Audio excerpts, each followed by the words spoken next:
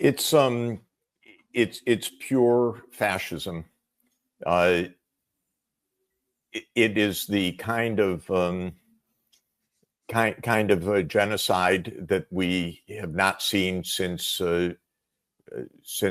Hitler's regime in the 1940s. This is open declaration of genocide. And I want to explain something very important to people. Smotrich does not say, and Netanyahu doesn't say, and Ben-Gvir does not say, and the foreign minister Saar does not say that after Hamas is defeated, quote unquote, then there will be a Palestinian state.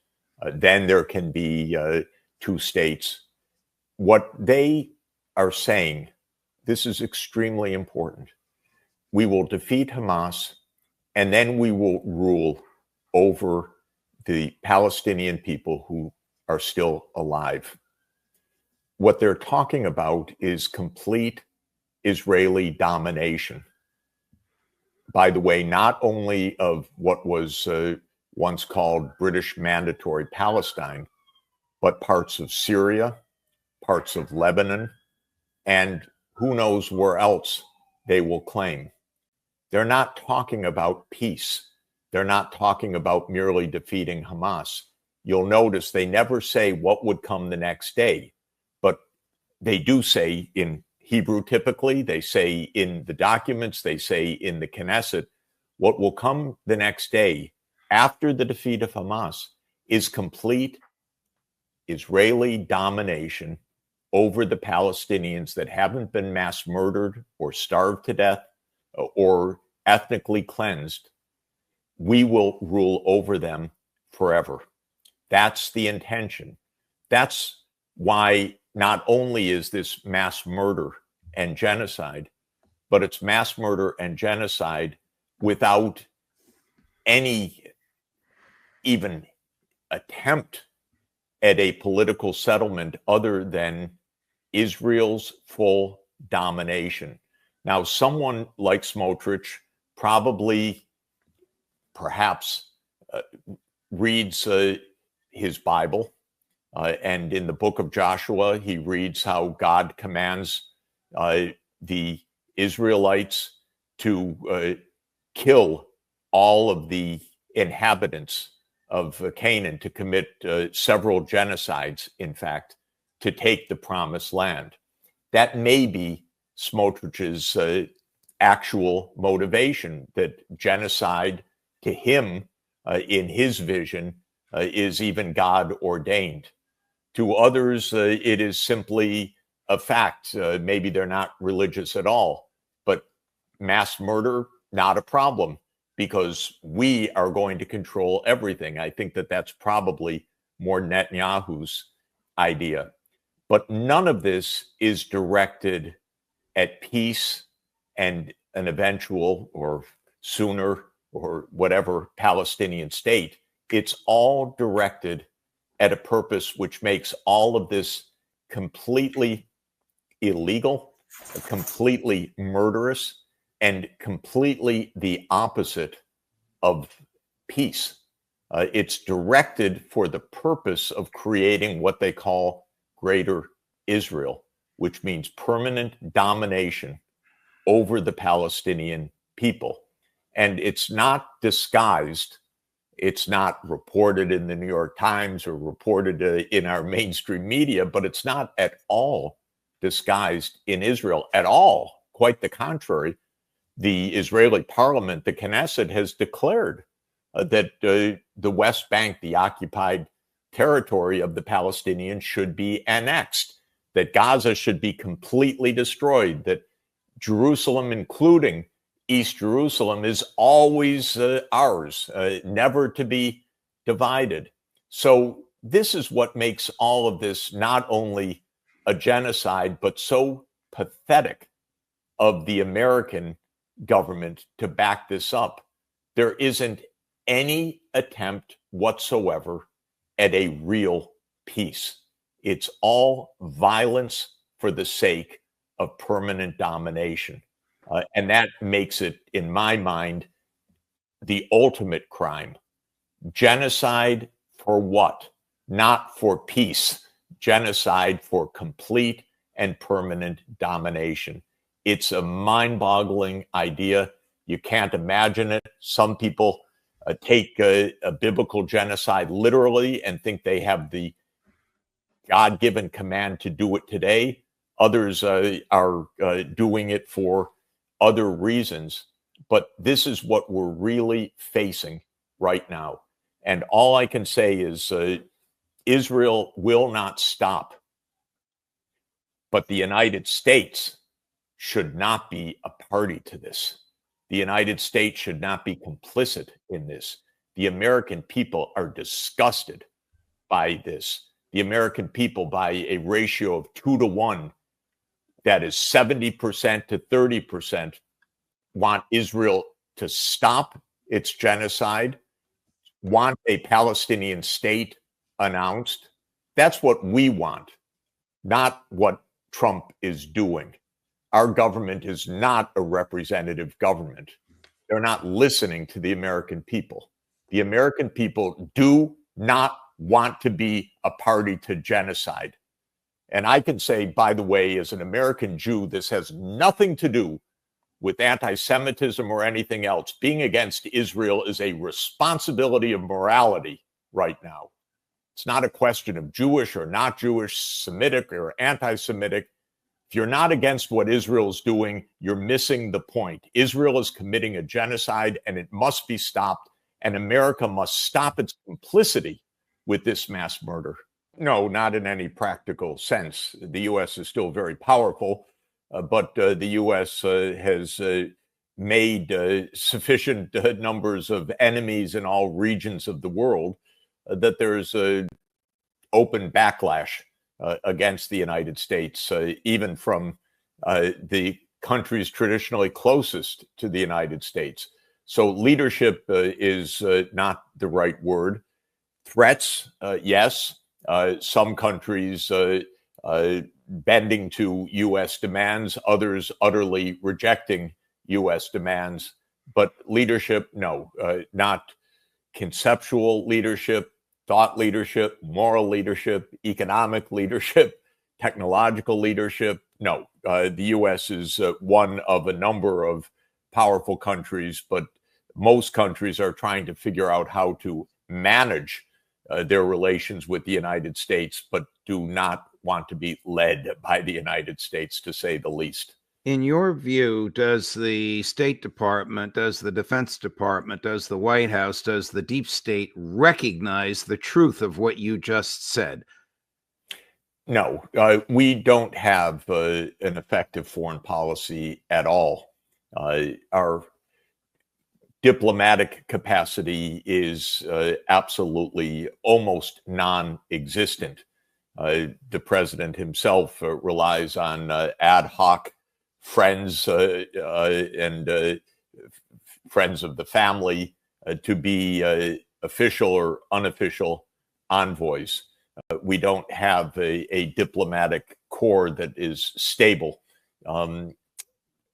We just had the senior U.S. Diplomat in Denmark summoned because of U.S. meddling in Greenland, which is quite apparent, where Trump says he wants Greenland, even though it's a part of Denmark, and he doesn't rule out any options to take it. Denmark is not exactly an enemy of the United States traditionally. It's part of NATO, it's part of a U.S. alliance, but it is completely vulnerable to and at odds with the United States right now. We simply don't have diplomacy. Everything is utterly ad hoc. Terrible mistakes are being made, really shocking mistakes, even from the narrowest U.S. interest point of view. For example, within the past 2 weeks, Donald Trump, for no reason at all, has completely alienated the government of India and the people of India by putting a so-called penalty 25% tariff on India for importing Russian oil when Europe imports Russian gas, China imports Russian oil. But India was the one that suddenly faced this punitive action. And I can only tell you the depth of anger, resentment, feeling of betrayal that is pervasive in Indian intellectual circles and beyond, for a move that has no sense and no consequence. So it's really an ad hoc situation where America's role in the world is in a downward spiral. First of all, an unbelievable level of ignorance. I don't know of senior politicians in Washington who know much of anything about either country or either economy. There is a general disdain of any other country in Washington. There is a particular disdain for large countries because they dare to not bow down to the U.S. as if they really ever will again. But that disdain really emanates from an instability of American diplomacy and an ignorance of these countries. The anti-China sentiment has been cooked up. It proved successful for Donald Trump electorally. And so it became a bipartisan anti-China rhetoric, but it was basically cooked up in the military-industrial establishment a decade ago because these poobahs decided that China must be contained because it was becoming too successful. This is a very weird idea that it becomes the U.S. mission to stop the success of another country that is being earned by very high saving rates, innovation, effective policy planning, and a very competitive marketplace, by the way, which is creating world leaders in many technologies because they're very entrepreneurial. But the United States decided this has to stop, as if that's a real U.S. Possibility and an appropriate aim of U.S. foreign policy. It's neither. It's not anything the United States could accomplish. It's absolutely an illegitimate end of U.S. foreign policy. China wasn't threatening the United States. It was just becoming successful. That's all. And with India, this is a primitive blunder of the last few weeks that has no real cause at all. It blew up years of attempted diplomacy where on the Indian side, there was the thought, oh, we have an inside track. The U.S. is against China, so they're for us. Well, that's convenient. We can substitute China in the global supply chain. Instead of assembling iPhones in China, they will now be assembled in India. I told Indian colleagues and friends, don't be naive. The United States is not so stable, not so sensible, and not so open that it's going to invite India to substitute for China. The door will slam shut on India the same way. Lo and behold, it happened in a matter of weeks after I made that warning. I thought it would be more gradual. But the U.S. approach is so unprofessional, so startlingly non-institutionalized, so much coming from the social posts of one president, one person who doesn't know what he's talking about on this regard, backed up by an incredibly insulting, harmful article by one of his advisors that was published in the Financial Times and that made its rounds in India and poisoned the waters very quickly. No one thinks no one understands in Washington. It's a complete,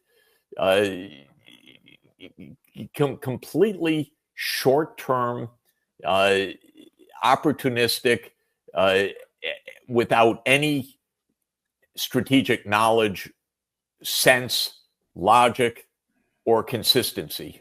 I've frankly never seen such unprofessionalism in my 40 years of work in international economic relations. Actually, no tactics, no ideology. It's ignorance. I'm sorry to say, I've never seen anything like it, but it's complete ignorance of these people in the White House right now.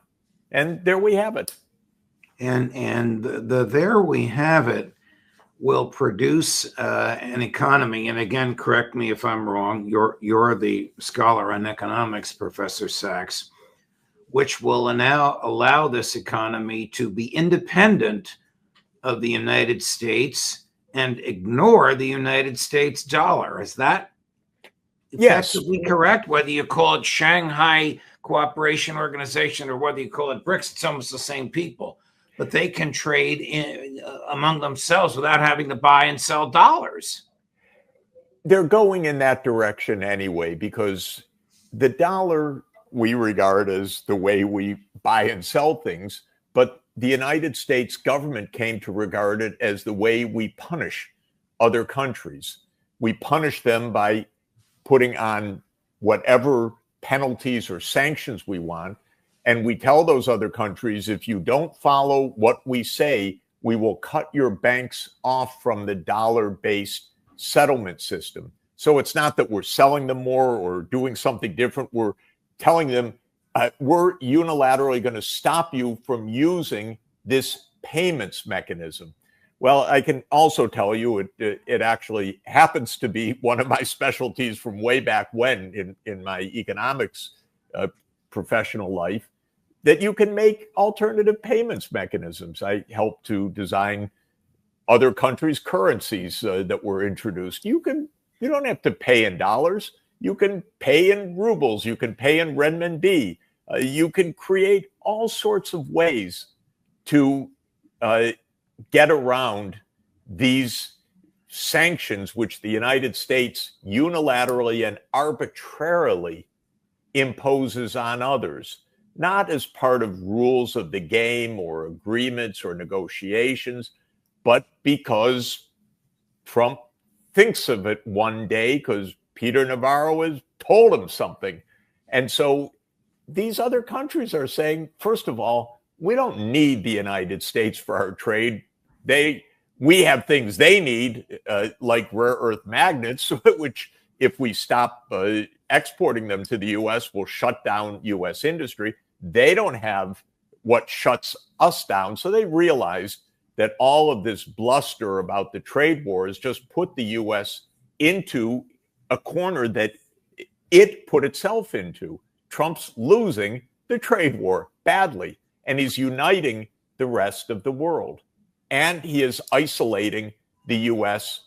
geopolitically and economically. He's making the U.S. economy less competitive, and he is driving the rest of the world away from the U.S. dollar. And one of the implications of that is interest rates in the U.S. are rising. The 30-year rate is today, it rose again, and it's about 5 percentage points. It's risen very significantly. And this, of course, is another crimp on the U.S. economy and on its role internationally. China's interest rates are about 2%.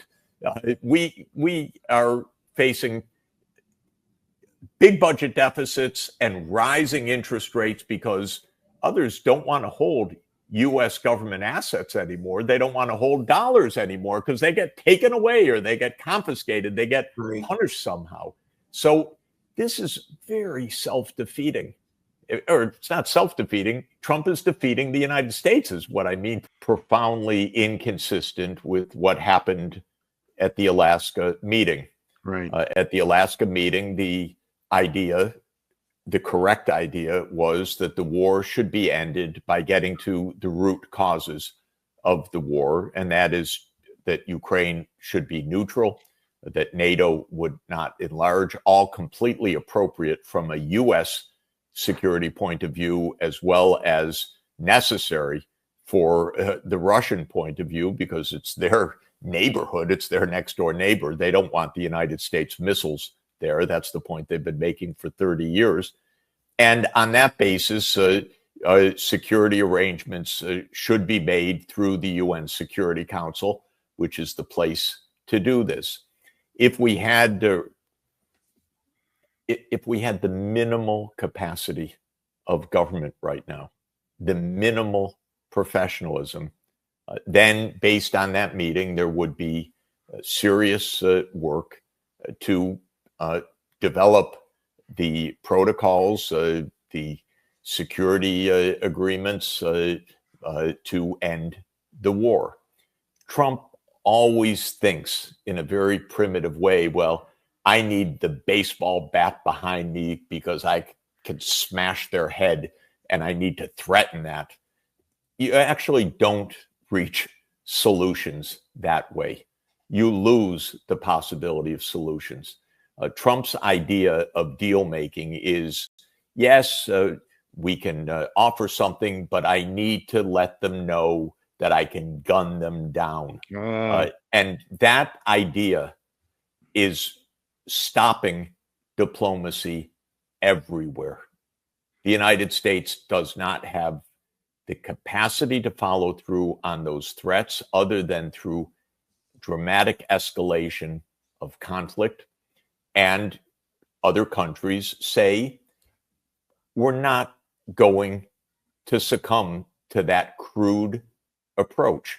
And so you have the war in the Middle East raging, in which the U.S. is complicit in an ongoing genocide. You have the war in Ukraine, not stopped in 24 hours, but it could have been had there been competence in this.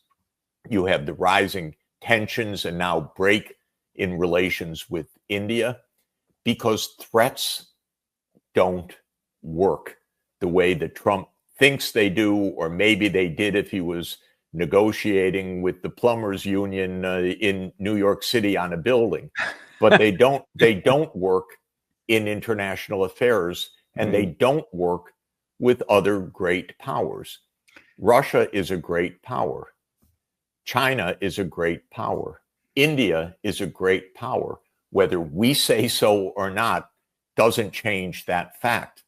And to deal with those countries requires responsible diplomacy, not threats of this sort. Here, and this is where we're failing in every single case right now. By the way, I need to be clear. Biden was a disaster, as we talked about many times. The Biden administration failed also. I'm not partisan on this. I'm just saying that we have a track record of massive failure that is continuing. The U.S. is completely alone in its complicity in this genocide with Israel. That's it. There are the two of them. And if you look, as I do every day, and speak to diplomats all over the world, there are no other supporters of this. So the U.S. and Israel are locked together for reasons we can't even fully figure out, honestly, because at this stage, it's so shocking what's happening. Is it the Epstein list? We don't know. Is it blackmail? Is it the Mossad and CIA? What exactly is it? We don't know. But the U.S. is completely isolated from the rest of the world in this. Somehow, Rubio, in his inexperience, thinks that an action like stopping the Palestinian delegates to come spares the U.S. from the opprobrium of being a genocidaire, that is complicit in a genocide, and being completely isolated in this. And by the way, our government is isolated from the American people, because the American people, in every opinion survey, are saying they are overwhelmingly opposed to Israel's brutality, and they are overwhelmingly in favor of every nation, including ours, recognizing the state of Palestine and getting on with a solution for peace, not with an ongoing genocide. Can the United Nations ban or expel a delegation that is committing mass murder? Well, it can suspend a country. It suspended, and that means basically depriving the country of a vote. And it suspended South Africa during the apartheid era. And it could choose by a 2/3 present and voting majority to suspend Israel for a current, present, ongoing, documented genocide. So this is one of the many steps that could be taken. There are several others, of course, that are absolutely, actually so necessary at this moment because of the imminence of mass starvation that they too need to be taken. We're not anymore at the stage of calling names or making symbolic actions. We need to save people who are starving to death. Can the United Nations arrest Benjamin Netanyahu when he arrives there because he is wanted for war crimes by the International Criminal Court and dispatch him to The Hague? I doubt it because the United States does not recognize the ICC.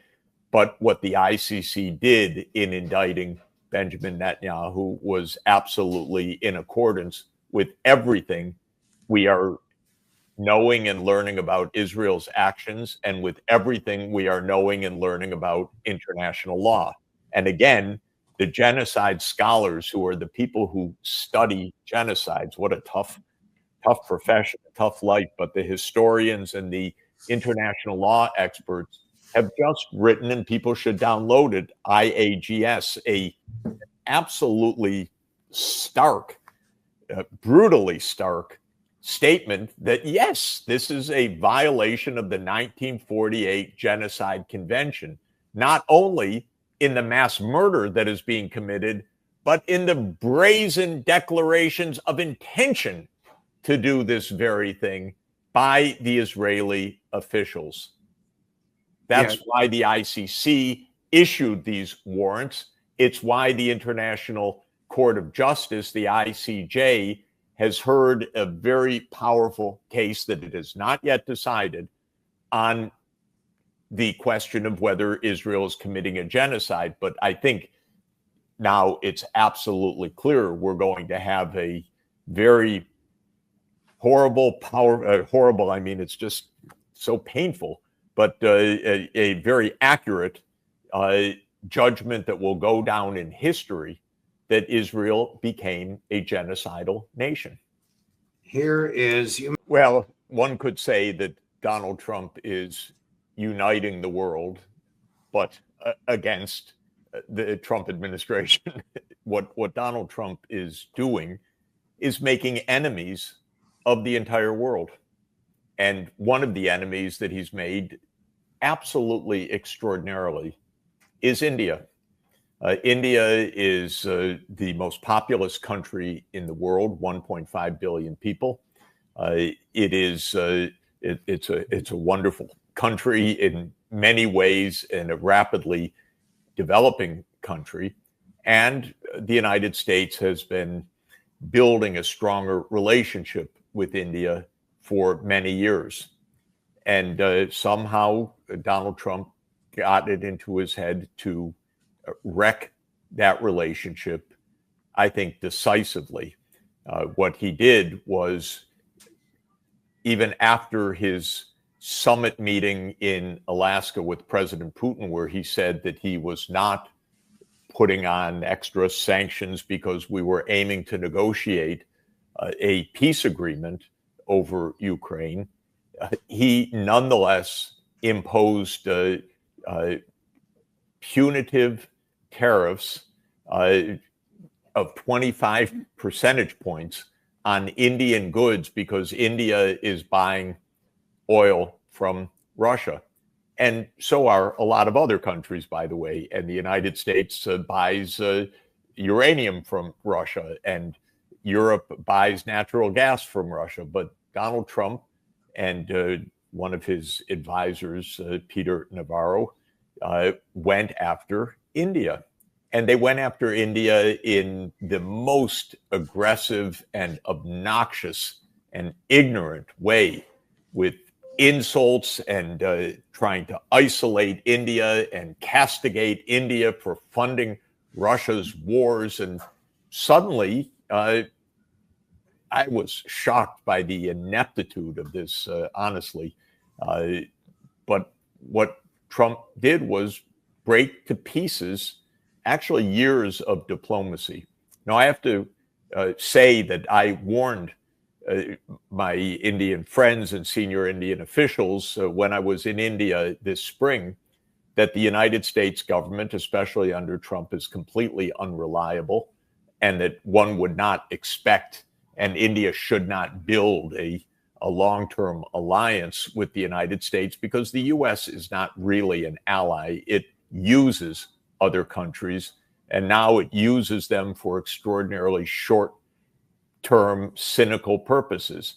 Trump's interest was to use India somehow to attack Russia or to use India against China.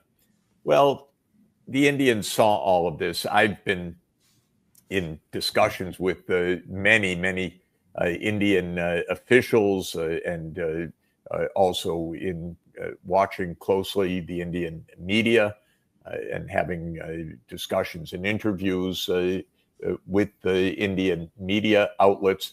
The whole country is completely, totally furious because what has happened hurts hard. It's completely arbitrary. It's been accompanied by completely nasty and gratuitous, disgusting thoughts about India. And the end of this is what we saw a few days ago, the warm embrace of President Putin and President Xi Jinping of China and Prime Minister Modi in Tianjin, China, at the Shanghai Cooperation Organization. Now, I want to say I don't begrudge cooperation among these countries at all, so I don't regard this as what some hardliners in the U.S. would do as a catastrophe.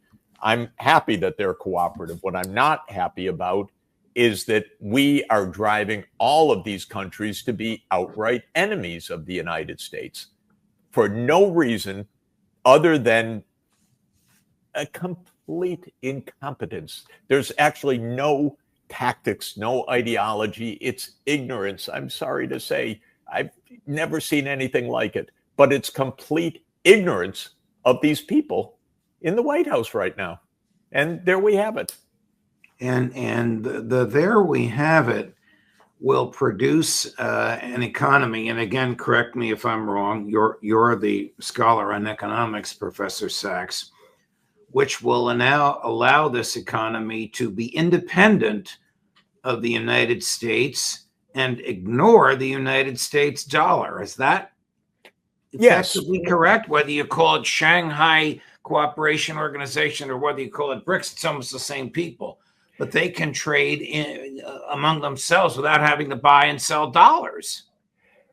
They're going in that direction anyway, because the dollar we regard as the way we buy and sell things, but the United States government came to regard it as the way we punish other countries. We punish them by putting on whatever penalties or sanctions we want. And we tell those other countries, if you don't follow what we say, we will cut your banks off from the dollar-based settlement system. So it's not that we're selling them more or doing something different. We're telling them, we're unilaterally going to stop you from using this payments mechanism. Well, I can also tell you it actually happens to be one of my specialties from way back when in my economics professional life that you can make alternative payments mechanisms. I helped to design other countries' currencies that were introduced. You don't have to pay in dollars. You can pay in rubles. You can pay in renminbi. You can create all sorts of ways to get around these sanctions, which the United States unilaterally and arbitrarily imposes on others, not as part of rules of the game or agreements or negotiations, but because Trump thinks of it one day because Peter Navarro has told him something. And so these other countries are saying, first of all, we don't need the United States for our trade. We have things they need, like rare earth magnets, which if we stop exporting them to the U.S., will shut down U.S. industry. They don't have what shuts us down. So they realized that all of this bluster about the trade wars just put the U.S. into a corner that it put itself into. Trump's losing the trade war badly, and he's uniting the rest of the world. And he is isolating the U.S. geopolitically and economically. He's making the U.S. economy less competitive, and he is driving the rest of the world away from the U.S. dollar. And one of the implications of that is interest rates in the U.S. are rising. The 30-year rate is today, it rose again, and it's about 5 percentage points. It's risen very significantly. And this, of course, is another crimp on the U.S. economy and on its role internationally. China's interest rates are about 2%. We are facing big budget deficits and rising interest rates because others don't want to hold U.S. government assets anymore. They don't want to hold dollars anymore because they get taken away or they get confiscated. They get punished somehow. So this is very self-defeating. Or it's not self-defeating. Trump is defeating the United States is what I mean to say. Right. Switching topics, how does the United States gain by barring all holders of Palestinian passports from entering the U.S.? This is another aspect of U.S. isolating itself. I don't mean isolationism in the sense that we're not trying to throw our weight around in the world. That's not what I mean. I mean that we are just absenting ourselves from the normal behavior of nations. We have a great privilege in the United States to host the United Nations. That's because the UN was the brilliant brainchild of Franklin Roosevelt. And so it's at the East River, and the world's leaders come here to discuss world events. Now we're saying, no, you can't even come to discuss one of the most important events in the planet now, which is Israel's genocide in Gaza, because this White House doesn't want to hear the truth, doesn't want to hear the bad news, and doesn't want other countries to hear the bad news. It has told the Palestinian authorities, no, you can't even come to discuss these issues. By the way, this is happening just as the International Association of Genocide Scholars, which are the experts on this, in a very important statement said, yes, have no doubt this is a genocide that Israel is committing. But, we can't let anyone hear about the genocide because we're partners with Israel, so let's keep the Palestinians away. Is this going to accomplish anything but further isolating the United States from the rest of the world? Of course it isn't. And today, Belgium announced that it too, and I think completely rightly, will recognize the state of Palestine when it comes to the UN next month. I expect many countries to do so, perhaps dozens to do so. Even Trump, by the way, who looks at a genocide and thinks PR, said in a statement this weekend that Israel's losing the PR game. What a way to discuss the starvation of 2 million people. But, you know, Trump is obsessed with how things seem, how the day goes, how he is seen.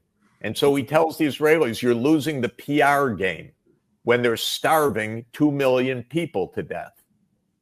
Maybe he should think not about the PR, but about the reality of which the U.S. is a complicit nation. Can the United Nations meet in Geneva so that this ban on Palestinians does not affect the ability of their observers to be physically present and speak at the General Assembly? I think the UN is going to meet on schedule in New York. The Palestinians will come in to the extent that they can by video, so they won't be absent. But the entire meeting, because of this, is likely to be about Palestine and about Israel's genocide. On September 22nd, there will be a high-level summit on exactly this issue. I expect the world, basically in unison, with the exclusion of Israel and the United States, to speak the truth, that genocide is unacceptable, unforgivable, abhorrent, and absolutely needs now to stop forthwith. No possible excuses for starving 2 million people. None.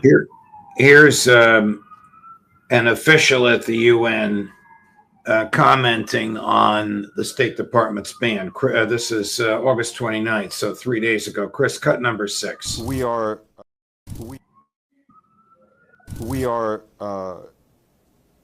going to discuss this with the State Department. I mean, the headquarters agreement deserves to be read, notably, I think, sections 11 and 12.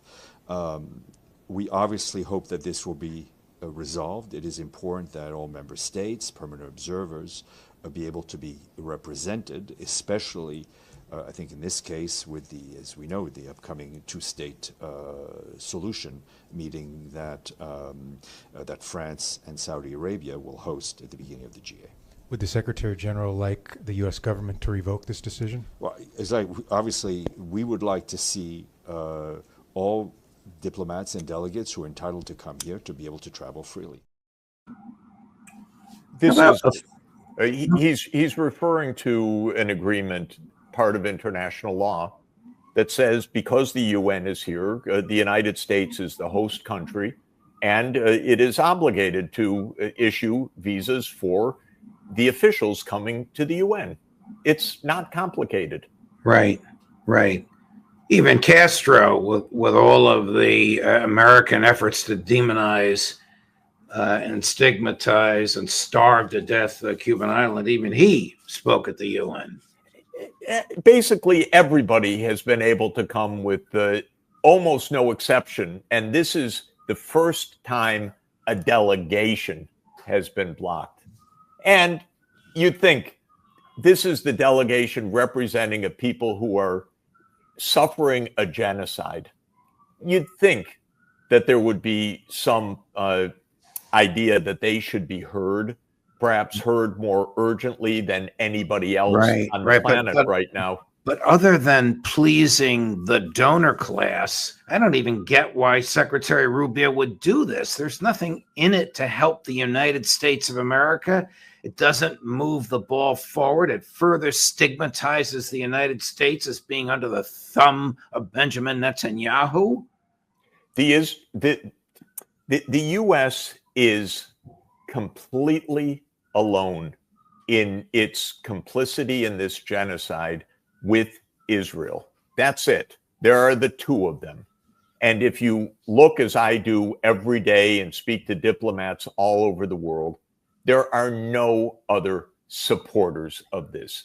So the U.S. and Israel are locked together for reasons we can't even fully figure out, honestly, because at this stage, it's so shocking what's happening. Is it the Epstein list? We don't know.